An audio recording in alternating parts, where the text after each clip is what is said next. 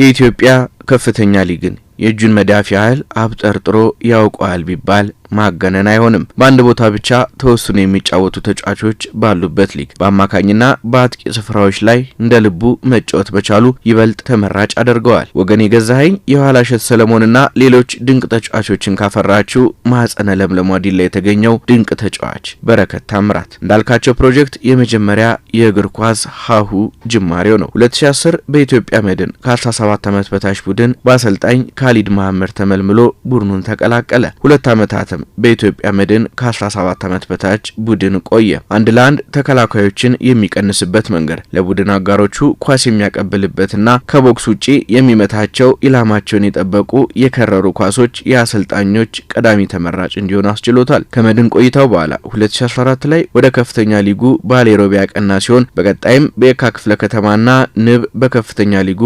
የተጫወተባቸው ክለቦች ናቸው። 2015 ደብረ ማርቆስ ከነማን ከሊግ 1 መውረድ ያተረፈው በረከት ታምራት 2016 ላይ ለይርጋ ጨፌ ቡናና ጅማ አባ ቡና በከፍተኛ ሊጉ ተጫውቶ አልፏል። 2017 ደግሞ ባቱ ከነማን ከሊግ 1 ወደ ከፍተኛ ሊግ በማሳደግ ስሙን በባቱ ደጋፊዎች ልብ ላይ በደንባቁ መጻፍ ችሏል። 2018 ደግሞ በከፍተኛ ሊጉ ነቀምት ከነማን ተቀላቅሎ ግልጋሎት በመስጠት ላይ ይገኛል። በከፍተኛ ሊጉ ያንጸባረቀው በረከት በፕሪሚየር ሊጉ እድል ቢሰጠው ራሱን በተሻለ የሚያሳይበት አቅም ያለው ድንቅ ተጫዋችም ነው።